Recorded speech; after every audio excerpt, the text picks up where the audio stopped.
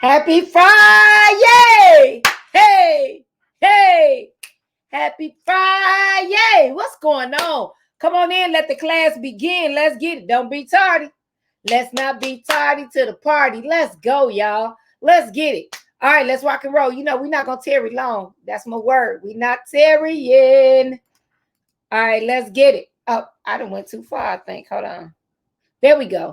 I Am That Teacher. I Am That Teacher series. So, I Am That Teacher is all about that teacher that goes beyond the walls of the classroom for their students. And we're going to talk about that teacher tonight. As you can see on the ticker right there, it says how to be that teacher. And that's all we talk about is being that teacher or not being that teacher, if you will. All right, now let's rock and roll. I can move this. Hold on one second. Let me move that out the way. Let's rock and roll. All right, repost, tag a teacher. Do me a favor. Repost, tag a teacher. Repost, tag a teacher. Put it in a teacher's group. That would be so cool. That would be so cool that they can grow with us. I would love that. All right, let's rock and roll. All right, don't forget, subscribe to my YouTube channel. So if you miss a live or you miss something that's going on, all you have to do is go to my YouTube channel and you will be able to see the old podcast, the replay class. You can be in the replay class and watch the old ones. All right, let's go. We're not working right tonight. All right, so our challenge review was expectations for teachers. And we just talked about just being amazing and not allowing others to put their expectations on you and slow you down as an educator. Let's go. So tonight we're talking about how to be that teacher. That teacher. Yes, that teacher. What are we talking about? It's about to be pretty amazing. Thanks, Janine. Janine dropped my YouTube channel link in there. Are we still at 155, Janine, or are we up at least one? Talk to me. I usually get an email, so I think we're still at 155, but check it out. Let's see. All right, let's rock and roll. A desire to learn and transform. As educators, we can get so fixated on teaching our children that we forget we need to still learn. We don't have all of the answers. We have the curriculum, so we have the answers to the questions in the curriculum, but we don't have all of the answers that it takes to be an amazing teacher. We do not. And we should be geared to transform our students. They're coming to us in UT's third grade. They're coming to us in third grade. We should be transforming them along the way that they should be ready for fourth grade. They should be ready for fourth grade. You should not be the same teacher that you were last year. You should not be. No. Throw away your transparencies. Reread the curriculum, use something different, find some different examples. Do not use the same test. Do something different. Do something different. We cannot expect our kids to grow if we're not growing. Transform. Ability to engage students. Now, I've been talking to y'all about captivating the students, and teachers got to have to entertain them. Yes, everyone doesn't value education.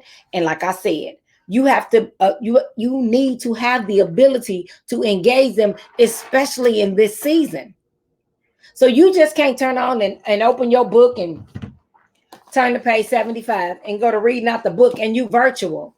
You need some bells and whistles. You need some sound effects. Do something. Make it engaging. Make it engaging. It's not about you. It's about them. And if you're teaching on your level and not their level, then guess what? You're not teaching. You're not. You need to be engaging with your students. You need to be engaging. They need to be able to be excited about learning. Are you making learning exciting? Are you making the book talk? Are you making the book talk? Let's get it. Reflect and take risk. Now, a lot of teachers be like, oh, that lesson didn't go well. But guess what? You should be willing to take risk as teachers. Try something new. Be innovative. Let's not be stuck with the same old curriculum, the same thing you've been doing over and over and over again. One brother that was in your class shouldn't be able to tell the other brother what you're about to do or what you did. Or I remember when they did that for me. Come on, let's not recycle everything. Let them have something to look forward to that's different. Let them come home and tell their brother what you did today or their sister that you didn't do for that class. Let's reflect and let's take risk. All right, let's check out the comment lounge. What's going on? Reflection is key. Yes, it is. Reflection is key. Thank you for that comment because that is so true. A lot of teachers don't reflect on how their lesson went. Let's go. I love being able to reflect on everything I do. Right. You have to reflect. And here, look, reflect and move on. You cannot, I should have did this. Time is gone. Learn from it and grow and move on and take risk on the next activity. Don't get stuck. Some of us get stuck. They get stuck. Rock and roll. Let's get it. Explicitly. I keep saying explicitly. Explicitly teach content and skills. I didn't do it that well. I know some days I didn't dig deep when I didn't like the content and I had to grow. I still had to grow in that area. So you cannot take this personally. You need to teach that content and those skills. You need to go next level with your kids. Sometimes the kids come out the curriculum and they go next level. That doesn't mean you can go deeper on that same skill using that content and go deeper as opposed to just, oh, they got it, move on. You can go deeper. They show some application. Definitely show application. That's important. Utilize essential questions. Do we do that? Do we know what the essential questions are? We're going to talk about that. We're going to talk about essential questions. Do we utilize essential questions? Oh, I want to dig deep on that. Stick a pen in it. Janine, remind me of that. Let's check out the comment lounge. That goes back to teaching them effective study strategies. Yes, we talked about that. We sure did. Effective. We expect our kids to study and nobody ever taught them to study. How can we expect our kids to study if no one ever taught them that? You can't get, come on. You can't get blood from a turnip. If there's no blood in it, you can't get it out of it. All right, passion and enthusiasm. Y'all know I get excited about just coming on with you guys, right? I have my outfit ready. I'm like, okay, make sure my nails right. But you have to get to that point. You have to get to that point. Hey, Reverend Randall, what's going on? Hey, but you have to get to the point where you love what you do and you're passionate and your enthusiasm comes across the screen. It's in the classroom when you are connecting. They feel you. They feel your energy. They want to be in your class jumping around because you have that energy. When you just dry, and if you are not a person that's that enthusiastic, figure out a way to show enthusiasm. You can add music. You could add videos. You can do something face-to-face and virtual to be enthusiastic about learning. You can find videos of people that are excited, that help you get your message across. Do what you need to do. Thank you. I appreciate that. Thank you, Lucretia. I love it. But I love what I do. Fam, I love what I do. I promise you, I love teaching teachers. I love teaching. I really love teaching teachers. But I don't like teaching all students. I really like teaching the underdog. I like teaching the underdog because when they become so amazing, people start acknowledging them. But when a kid is already getting an A, and they're getting a 92A and they go up to a 96A, nobody's like, oh my God, look at so-and-so. So I like that underdog. Give me the kid that got the F. Give me the behavior challenge kid. Give me the kid that can't read. Give me the kid that can't add. Give them to me. I want them. Because when they change, people will see immediately the change. Give me the chick with the attitude. I live and breathe for those students. Oh, I do. Because I want to take them to the next level. You can see their growth. And then they want, when they begin to yearn to learn, it goes to another level in every class. That's what I'm talking about. That's what I like. Let's go. Effective parent communication. Now, we talked about this, but we talked about parent communication. Did we talk about effective parent communication? Are you connecting with your parents where it's effective? Are you getting them to do what you want them to do? Are they coming to parent-teacher conferences? Are they responding to your emails? Or are you communicating with them on your level of expectation? Or are you meeting them to reach them? What are we doing? Let's stop thinking that all parents are like our parents. All parents are the parents that we are. They're not. They're not. And if you teach in a type of community that you weren't raised in, you don't know the rules.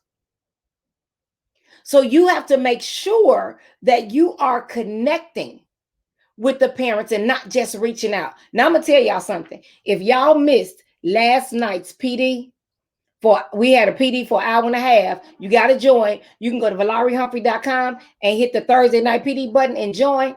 It was so fire. Our guest speaker, he's all about dads, right? So he said at schools, you have to have father-centric activities. Father-centric activities. And I was like, what? How about activities just geared towards dad? How about you have things geared towards the non-custodial parents? Are you connecting with the non-custodial parents like you connect with the custodial parents? And if you on here and you don't know what a non-custodial parent is, then shame on you. That's the parent that the child doesn't live with. But are you connecting with those parents? Let's go, y'all. Who thought about that? Do you know which one of your kids, when you do their report cards, where you have to send a report card to mom and dad's house? Do you know off the back like that? You have to know your kids. You have to know from which cloth they are cut from. Even in my household growing up, my father was old school. Tell the teacher, don't call me. And now you're like, what? That would be great. No, because back then teachers only called when something was wrong. And I've said this over and over and over again. Do not let your first communication with a parent be when something's wrong. Shame on you as an educator. Shame. Shame on you. You should be contacting parents when things are glorious and happy at the beginning of the year. First week of school. I know it's going to be difficult, especially if you're at a higher level like high school and you got all of these kids. Figure it out. Even if you have a live Zoom with your parents, just get on, send them a video, do something so they don't hear your voice for the first time or see your face when they kid that messed up. Because now that's the first impressions. Let's talk. Challenge. Let's get it. Now this one is a little different. This is really a little different. Embody the art and science of effective teaching, demonstrating that teaching is not for those who can't, but for those who can and choose to. For teaching is the profession that allows for all other professions to exist. Teaching is the profession that allows all other professions to exist. And it is not for the faint at heart. It is not for the faint at heart. It is for the fearless.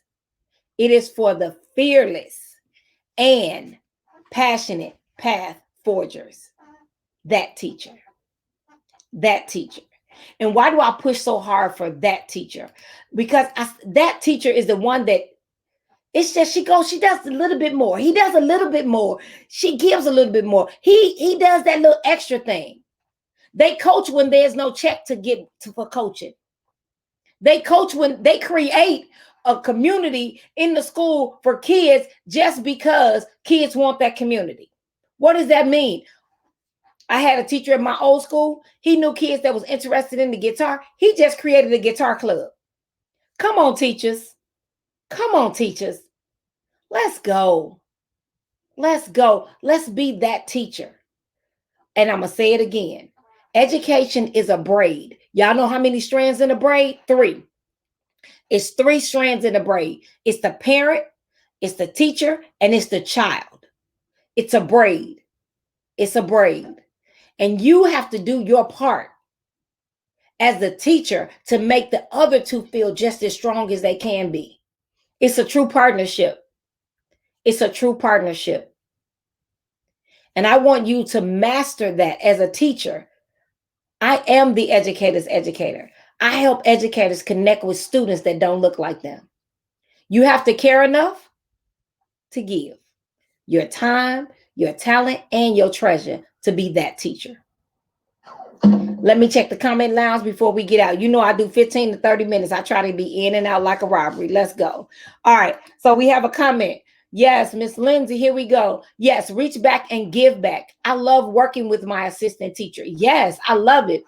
She's older, and really wants to be effective. I love seeing her work with kids. She comes in every day ready to go. Come on, kudos, red apple for her.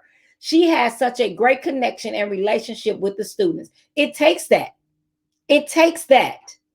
Yes, it does. Absolutely, Yolanda. Yes, it does. Yes. Hey, Mr. Crawford, what's going on? Hello. Your parents will be so proud of you. Now, what you will not do, Mr. Crawford, is make me cry on this live. Yes, thank you so much. Thank you. I appreciate that. It's one of my dad's great friends. All right, so right here. Yes, woven together. I promise you, it made my life so much easier when I called a parent.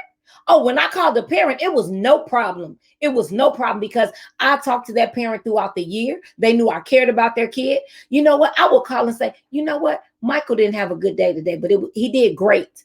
I knew something was wrong, but you know your child better than I do. But I just wanted to let you know what the parent do. When Michael get home, Mike, what's going on? I know the teacher said you didn't have a great day. Come on. Let's go, y'all. Let's do what we got to do for these kids. In times like today, let's put forth the effort to help them be amazing. All right, y'all. Y'all know what I say. That's it. That's all. Says the clock on the wall. Go be amazing on purpose, y'all. Be amazing. And don't let anybody tell you that you're not amazing. Let the bell ring.